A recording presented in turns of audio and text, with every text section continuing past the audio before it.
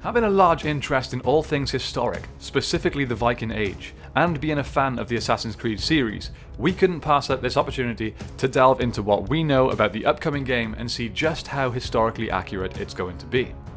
So I have picked out 5 key points that look to be accurate, and 5 that do not. We understand that a video game does not need to mimic reality, and it does not have to be 100% faithful to the time period that it is based on, and game developers absolutely have the right to design the game based upon what they think appeals to a modern day audience. So I'm not saying the inaccuracies here are necessarily a bad thing, we're just pointing them out. So we'll get the obvious one out of the way first: the lack of horned helmets. As I'm sure you know, for years Vikings have been depicted wearing horned helmets. This was thanks to some costume designer in the 1800s that designed a costume for an opera and thought that the horns would look cool.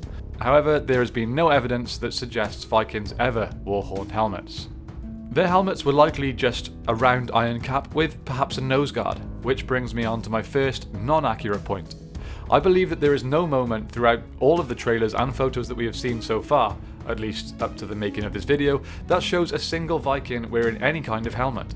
Now, although there has only ever been one helmet discovered that can definitely be confirmed as belonging to a Viking, we can safely assume that helmets were worn. I mean, would you want to fight someone that's swinging a sword or an axe at you and not have your head protected?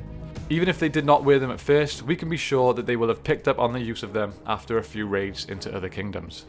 The next accurate thing we have picked up on from the trailer was the link to Norse mythology. We of course know that the Vikings believed in the gods and goddesses of Norse mythology. This is nicely conveyed in the trailer when Eivor sees Odin during the battle and uses this to spur on his comrades. This is definitely something that would have happened, as the belief in Valhalla itself is what would have motivated many warriors to go to battle in the first place. If you want to know more about Valhalla, you can check out our other video on it on our channel. The next inaccurate point is a little difficult to say for sure, as we have no real way of knowing about this. Tattoos. In the trailer we see that many of the characters, including Eivor, are tattooed. Now, there has never been a discovery of a Viking body that was so well preserved that its skin was intact. All discoveries have been either skeletons or just ash, and we are likely never going to know this for certain. So it's possible that Ubisoft have taken some liberties here to make their characters look a little cooler. Or, on the other hand, they could be completely accurate. Impossible to say. But as there have been no discoveries, we're going to call it an inaccuracy. Viking longships. Fortunately, this seems to be something from the Viking Age that most forms of media seem to get right. Many ships have been discovered, so we have a pretty good idea of what they would have looked like. They are very recognisable and unique in appearance, so getting them right in the game was very important, at least in my opinion, and they look absolutely fantastic. So, this one is accurate. The second half of the main trailer is mostly a fight between the protagonist and some huge knight-looking character. This is inaccurate for a few reasons. Firstly, the size of the man. It seems like the average Viking was a fair bit larger than the average man. Probably still quite short to today's standards, but still tall for the time, so having someone this much larger, while possible, is unlikely. Then there is his sword and armour. They look more suited to a bit later in history. We're pretty sure Saxons did not wield swords that size or wear helmets like that. Maybe there is time travel in this game, who knows? Oh, and also, anyone that takes a sword through the inside of the leg like that and just carries on fighting without so much of a limp is not human. So we know that the game consists of Scandinavian raiders invading and settling in England. The trailer shows King Alfred of Wessex.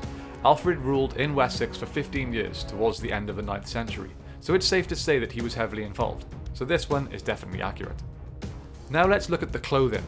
Although all the straps, the leather and the fur looks really cool for character design, it was likely not what Vikings wore to battle. Most would have just worn tunics, leg wraps and a belt, and those that could afford it probably wore chainmail. But to be honest, this is one of those inaccuracies that we are all for because the characters look fantastic. The very beginning of the trailer shows a woman wiping blood from a bowl over Eivor's face.